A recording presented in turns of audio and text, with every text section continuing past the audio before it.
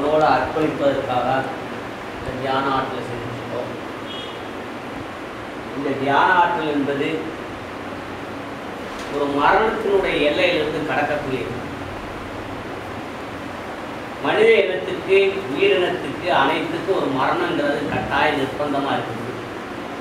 அவுலியாக்கள் எடுத்துக்கிட்டா, சித்தர்கள் எடுத்துக்கிட்டா, அவர்கள் அல்லாவோட இணைந்துட்டார்கள், இறைவனோட இணைந்துட்டார்கள்ங்கிறாங்க.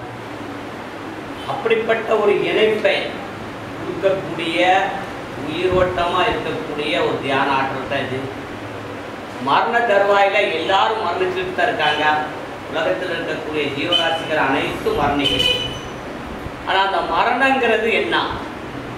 மரணங்கிறது இந்த உலகத்தை விட்டு, இந்த உடலை விட்டு நம்ம போகிறோங்கிறது தான் அப்படின்னு எல்லாரும் சொல்லுவோம். ஆனால் மரணங்கிறது ஒரு அழகான, ஒரு அற்புதமான ஒரு நிகழ்ச்சி. மரணங்கிறது யாரும் பதறக்கூடிய ஒரு நிகழ்ச்சி இல்லை. காரணம் என்னன்னா, அது பதறக்கூடிய நிகழ்ச்சி ஏன் வருதுன்னா, நம்ம அந்த நேரத்தில் நம்மங்கிற ஒரு நிலையை மாறி, நம்மங்கிற ஒரு உணர்வு வந்து, அந்த உடனே ஒரு பேர் மயக்கம் வந்து, நம்மங்கிற ஒரு நிலையே இல்லாமல் ஆகி, அந்த மரணம் என்ன நிகழுதுங்கிறதே தெரியாத முறையிலேயே மரணம் நிகழ்ந்தது. அதுதான் மரணம் நிகழ்வு. ஆனால் மரணங்கிறது அந்த மரணத்தை பார்த்து சிரிச்சுக்கிட்டு இருக்கக்கூடியது. புத்தர் மரணிக்கக்கூடிய தருவாயில் சீடர்கள்லாம் கிட்ட இருந்தாங்களாம். சீடர்கள் பூரா கண்ணீர் விட்டு அழுதுட்டு இருக்காங்க. ஆனால் புத்தர் சொல்கிறார், ஏன் அழுதுங்கன்னு கிட்ட. இல்லை, நீங்கள் எங்களை விட்டு பிரிய போறீங்கள அப்படின்னு சொல்லி அழுகுறோன்னாங்க. அப்போ புத்தர் சொன்னாராம், நான் இவ்வளோ நாளாக பாடுபட்டது பூரா இறந்து போச்சு அப்படின்னு. சீடர்கள், என்னை விட்டு உங்களை விட்டு பிரிய போறேன்னு சொல்லி அழுகிறீங்கிறீங்கள, நான் பிரிய இல்லைடா, ஆனால் நான் பாடுபட்டதை இறந்துட்டேன் அப்படின்னு சொல்லிட்டு தான் நான் கவலைப்படுறேன். ஆனால் நான் பிரிய இல்லை, எங்கேயும் நான் பிரிய இல்லை. புத்தர் இந்த உங்கள் கூடயே இருப்பார், அதுங்கிறத புரியாமல் போயிட்டீரே அப்படின்னு சொல்லி அது வேதனைப்பட்டார். அதனுடைய கருத்து என்னன்னா, உணர்வோட கடைசி இயல்பு நிலை வரைக்கும் அந்த ஆன்மா என்னது பிரியுது, இந்த கவர்ல இருந்து எது இவ்வளவு நாள ஆட்சி செய்துட்டு இருந்தது எது போகுது, உயிர் போகுதுன்னு சொல்றான். ஆன்மா போயிட்டுங்க, ரூபு போகுதுங்க, என்ன சுவாசக்கலை இல்லாம ஆயிட்டுங்க, எதெல்லாமோ சொல்றான். ஆனா என்னது போகுது அப்படின்னு இவ்வளவு நாள இருந்தோம் பாருங்க, அவனே எது போகுதுங்கிறத அவனே உணர்ந்துட்டு இருப்பானே, அவன் தான் உன்னதமானவன். அப்படிப்பட்டத ஒரு உணர்வு வரணுமானா, அந்த சிரிப்பு நிலை வரணுமானா, அந்த மரண தருவாயை பார்த்து சந்தோஷப்படணுமானா, இந்த பயிற்சி ஒரு ரொம்ப உன்னதமான பயிற்சி. இந்த பயிற்சியில இந்த ஸ்தூலம் தான் நம்ம நினைச்சிட்டு இருக்கோம். இந்த ஸ்தூலம் நம்மோடு இதுவரைக்கும் நினைச்சிட்டு இருக்கோம். ஆனா இந்த பயிற்சியின் மூலம் இந்த ஸ்தூலம் நம்ம இல்லை. உண்மையிலே இந்த ஸ்தூலம் நம்ம கிடையாது. இந்த ஒரு ஸ்தூலங்கக்கூடிய அறிவு போற்றிட்டு இருக்கக்கூடிய அந்த அறிவாற்றலா இருக்கும். அந்த அறிவு தான் இந்த உலகத்திலிருந்து ஒவ்வொரு செயலாக்கமும் செய்துட்டு இருக்கு. அந்த அறிவோட நாம் நம்ம அறிவாதான் இருக்கோம். அந்த அறிவு தான் நம்ம அப்படிங்கிற தீர்க்கமான ஒரு முடிவு பெறக்கூடியதான் இந்த தியான ஆற்றல். இந்த தியான ஆற்றலை முழுமையான முறையில செயல்பட்டு வருவோமானா, இந்த உலகத்துல கடுகளவு கூட அவனுக்கு சந்தேகமும் இருக்காது, அவனுக்கு அச்சமும் இருக்காது.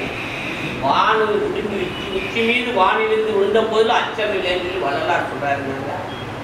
ஒரு கோதுமை மணி 50 தினார் விட்டாலும் இவன் கவலைப்பட மாட்டான்னு எவ்வளவு பெரிய உன்னதம் பாருங்க. ஆனா நாம பாருங்க, இரவும் பகலும் கவலையும் சந்தோஷமும் துக்கமும் சந்தோஷமா இருக்கும். துக்கம் வந்த உடனே அழுகிறோம், கொஞ்ச நேரத்துல கண்ணீரை தொடச்சிட்டு இயல்பு நிலையா மாறும். அது பாருங்க, நம்ம இந்த பீ சுழண்டுக்கிட்டே இருக்கிறதுனால நம்மளுடைய ஒவ்வொரு பொருள்களும் நம்ம மாறிக்கிட்டு இருக்கோம். நம்ம தான் நினைச்சு மாறுறதுனால இந்த ஸ்தூலத்துல பாருங்க ஒரு தொல்லை ஏற்படுது, ஒரு அழுத்தம் ஏற்படுது. மனதில் ஒரு அழுத்தம் வருதுங்கிறோம். இன்னைக்கு ஒரு மணி நேரம் மனதுடைய அழுத்தம் வந்து கவலைப்பட்டு அல்லது கோபப்படுவோமானா உடல்ல இருக்கக்கூடிய அந்த கருவிகள் பூரா பாதிக்கப்படுது. எவ்வளவோ பாதிப்பு ஏற்படுதுங்க. இப்படிப்பட்ட ஒரு பாதிப்புல இருந்து உன்னதமான நிலையிலிருந்து வெளியே வரக்கூடியது தான், அந்த உன்னதமான உணர்வு வரக்கூடியது தான் இந்த தியானம். இந்த தியானம் 2 மணி நேரம் செய்கிறதோட எந்நேரம் இந்த ஆட்சி யார் செய்துச்சுக்கா?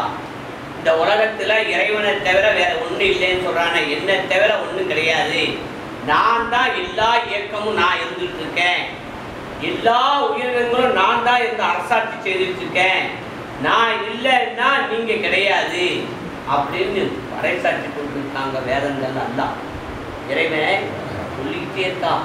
ஆனால் எல்லா விஷயங்களையும் தெரிஞ்சுக்கிட்டும் ஆனால் நாங்கிற ஒரு அகந்த பாருங்க, ஒரு பொய் தோற்றத்தில் நம்ம மயங்கி மாயங்கில இருக்கிறதுனால குடும்பத்தில் பிரச்சனை, கஷ்ட சூழ்நிலைகள், அடிக்கடி கவலை, தொல்லை, பிணிகள் வர்றதுனால பாருங்க, அதனால தான் பிணியே ஏற்படுதுங்க, வியாதியே ஏற்படுறதே இந்த தொல்லைகள்னால தான். இதை விட்டு வெளியே வர்றதுக்காக எவ்வளோ பெரிய பாக்கியம் கிடைச்சிருக்கு பாருங்க, எவ்வளோ பெரிய பாக்கியத்தை இறைவன் தந்திருக்கான்னா பெரிய ஒரு அற்புதமான ஒரு சந்தோஷ நிலையை நமக்கு தந்திருக்கான். ஆனால் நம்ம நினைக்கும் இது ஒரு சாதாரண நிலை தானே, போகிறோம், இன்னைக்கு ஞாயிற்றுக்கிழமை வந்துட்டு சரி பாபா வீட்டுக்கு போகணும், ஏதோ ஒரு 1 hour 2 hour இருந்துட்டு வந்துடுவோம், இதே நிலையை நினைக்கிறோம். ஆனால் இது சாதாரண விஷயம் இல்லை, நம்மளுடைய லைஃப் பிரச்சனை.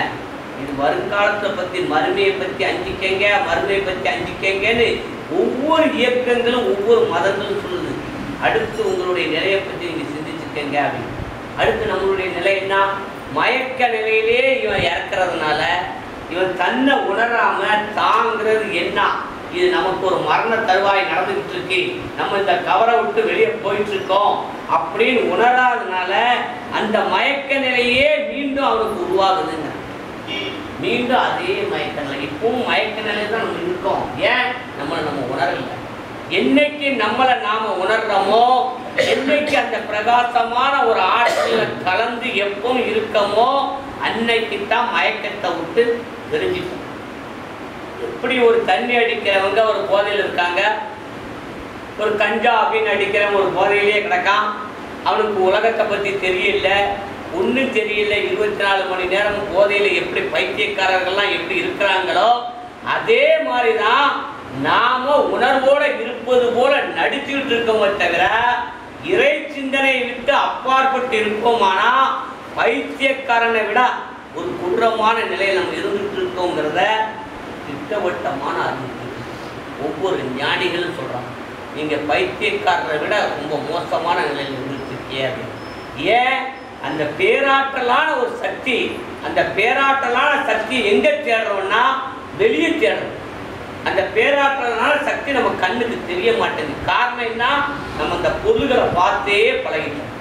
இப்படி இந்த பொருள்களை பார்த்தே பழகிறதுனால வெளி தோற்றத்தில் இருக்கக்கூடியதும் உள் தோற்றம், அகமும் நானா இருக்கேன், புறமும் நானாதான் இருக்கேன்னு சொல்லி பறைசாற்றிட்டு இருக்கான் இறைவன். ஆனா நம்ம அவனை தேடிட்டு பாருங்க. ஒரு சின்ன கனவு கண்டா கூட, ஒரு கனவு, ஒரு அதிர்ச்சியான ஒரு கனவு கண்டுட்டா பயம் ஏற்படுதுங்கிறாங்க.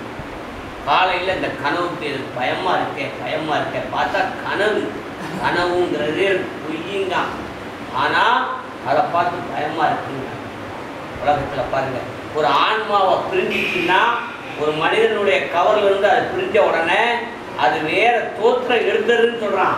ஆனா இவங்க என்ன நினைக்காங்க? பேயை கண்டு நான் பயமா இருக்கு, பேய் பயமா இருக்கு, இந்த வீட்டில் ஒரு மால் மரணிச்சிட்டாரு, அவர் வருவாரு, ராத்திரில் அங்கே நிற்பாரு, எனக்கு படுக்க பயமா இருக்கு. பாருங்க, இந்த மனம் படுத்த படம் பாருங்க, அவர் வர பொருளும் இல்லை, அவர் படுத்த பொருளும் இல்லை, ஒண்ணுமே. ஆனா அந்த மனதை நான்கிறது நினைக்கிறதுனால தான், ஒரு பொய்த்தோற்றமான நினைக்கிறதுனால பைத்தியத்தை விட மோசமான ஒரு நிலையில மனிதர்கள் சுபாவங்கள் இருந்துட்டு இருக்கு. இதை போக்கக்கூடிய ஒரே ஆற்றல் தான். இதை போக்கக்கூடிய பாருங்க, மனப்பிரமை ஏற்பட்டா மாத்திரை போனோம்னா மனநோய்க்கு என்ன கொடுத்தானா தூக்கத்தை தான் கொடுத்தான். தூக்கத்தை கொடுத்தா தூக்கத்தில் பாருங்க நம்ம இல்லாம இருக்கோம். தூக்கத்தில் நம்ம இல்லை, தூக்கத்தில் நம்ம இருப்போமானா ஆனால் தூக்கம் இல்லை, அது தூக்கம் இல்லை. தூக்கத்தில் நம்ம இல்லை, அப்புறம் தான் நல்ல தூக்கம். அது நம்ம இல்லாமல் அந்த தோற்றம் வந்தவொடனே பாருங்க, அது எல்லா சிந்தனையும் மறந்து, மனதில் இருக்கக்கூடிய சிந்தனை அனைத்தும் மறக்கிறதுனால மனநோயாளியை சரிப்படுத்த முடியுது அப்படின்னு மறந்து. ஆனால் இதே நிலையை தான் பாருங்க, எல்லா பேரில் உங்கள் சிந்தனையை வைங்க. 24 மணி நேரமும் குரு சொன்ன ஒரு இடத்துல நில்லுங்க. உங்கள் நினைவாற்றலாம் அதை வச்சுக்கிட்டே செயல்படுங்க. அப்படின்னு சொல்றோம். ஆனா இவங்க நினைக்கிறாங்க நம்ம நினைவை அந்த இடத்துல செயல்பட்டு நிறுத்திட்டா எப்படி செயல்பட முடியும்னு நினைக்கிறாங்க. ஆனா இப்பவும் என்ன செய்வீங்கன்னா, நீங்க குரு சொல்ற இடத்துல நீங்க நிக்கலாடும் வண்டியில போயிட்டு இருக்கும்போது நினைவு ஒண்ணு நாடுது. ஆபீஸ்ல போன உடனே அந்த பேப்பர் எடுத்து எழுதி முடிக்கணும் நினைவு நாடுது. ஆனா வண்டி பைக்ல போயிட்டு மனம் வண்டி ஓட்டிட்டு இருக்கு, நினைவு ஆபீஸ்ல இருக்கு. இருமையில தான் நம்ம வேலை செய்துட்டு இருக்கோம். ஒவ்வொருவரும் இருமையில தான் வேலை செய்யறோம். அதே இருமையை தான் நானும் சொல்றேன். நீங்க எந்த வேலை செய்தாலும் எந்த வேலையும் இதுக்கு தடை இல்லை, எந்த நேரமும் தடை இல்லை. உங்க நினைவை மாத்திரம், உங்க சிந்தனையை மாத்திரம் எந்த குரு எந்த இடத்த சொல்லி தந்தாரோ அந்த நினைவுல, அந்த பேராற்றலான நினைவுல இருப்போம். ஆனால் இறைவனா மாறிடுவீங்க. நீங்க எந்த சிந்தனையில இருக்கிறீங்களோ அதாக மாறக்கூடிய சக்தி மனிதனுக்கு இருக்குன்னு சொல்றோம்.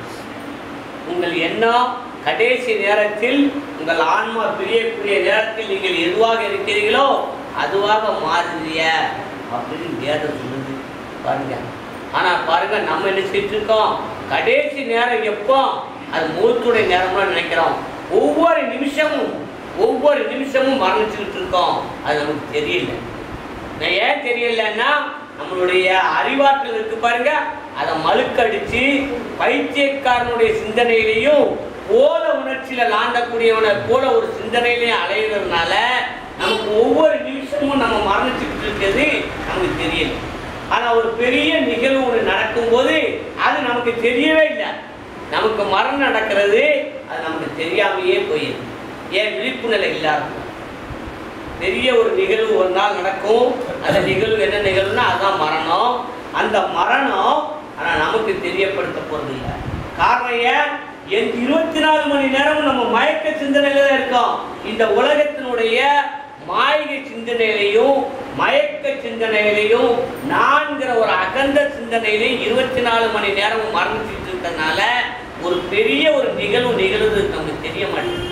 ஆனா அப்படி தெரியாம போனதுனால என்ன பாதிப்புன்னா, எப்படி தெரியாம பைத்தியக்காரரை போலையும் பித்தர்கள் போலையும் பயத்தோடையும் அச்சத்தோடையும் வியாதி தன்மையில் இருந்து மரணிக்கிறோமோ, மீண்டும் நிலை நமக்கு உயர்ந்த நிலை இல்லை, நமக்கு சொர்க்க நிலை கிடைக்காது. அல்லாஹ் விட்டு பிரிஞ்சிட்டு இருக்கிறதுனால உண்மையிலே நமக்கு அந்த சொர்க்க நிலை கிடைக்காதுன்னு திட்டவட்டமா அல்லாஹ் சொல்றான். நீ என்னை விட்டு பிரிஞ்சிருக்கக்கூடிய ஒவ்வொரு நேரமும் நீ மரணிச்சுட்டு இருக்க அப்படின்னு சொல்லிட்டு இருக்க. ஆனா நாம நினைச்சிட்டு இருக்கோம் உயிர் வாழ்ந்துட்டு இருக்கோம். நம்ம உயிர் வாழ்ந்துட்டு இருக்கோம் நினைக்கிறோம்.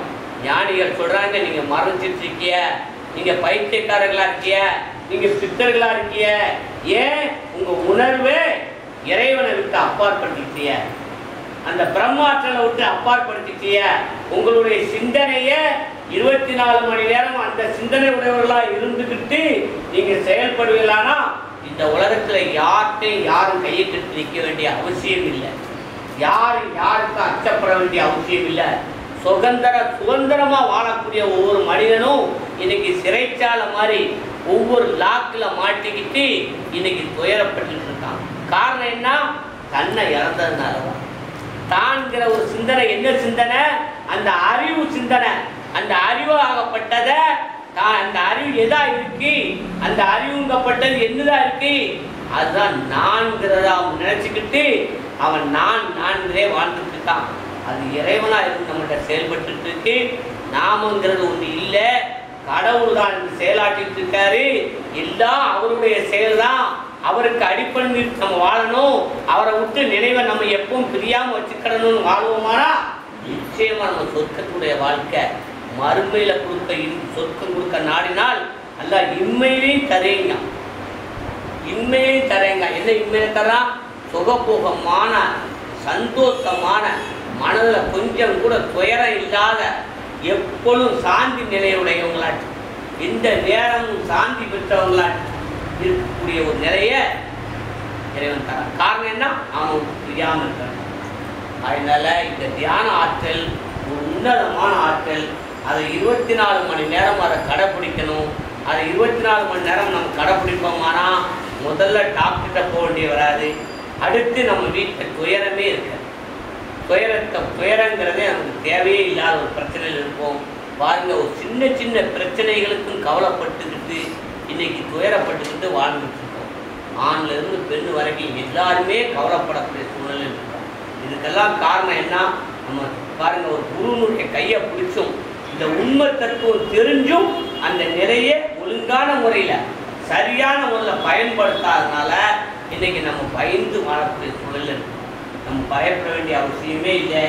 நாம இல்லைன்னா நமக்கு மரணம் இல்லை, நாம இல்லைன்னா நமக்கு துயரம் இல்லை, நம்ம இல்லைன்னா நமக்கு பிணி இல்லை, மூப்பு இல்லை, சாக்காடு இல்லை. ஆனால் அல்லாவுடைய செயல் நடந்துகிட்டு இருக்கு. அல்லாவுடைய ஆட்கள் தான் நடக்கு. அவன் அன்றி அணுவும் அசையாதுன்னு சொல்லிட்டான். அவனுடைய செயலில் 24 மணி நேரம் நம்ம நினைவை கூற்றி அவனுடைய நினைவிலே வாழ்வோமானா நமக்கு நிச்சயமா இங்கேயும் சரி அங்கேயும் சொல்றான அங்கேயும் சரி நமக்கு சொர்க்கத்துடைய வாழ்க்கை கிடைக்கும் கூறி என்னுடைய உரை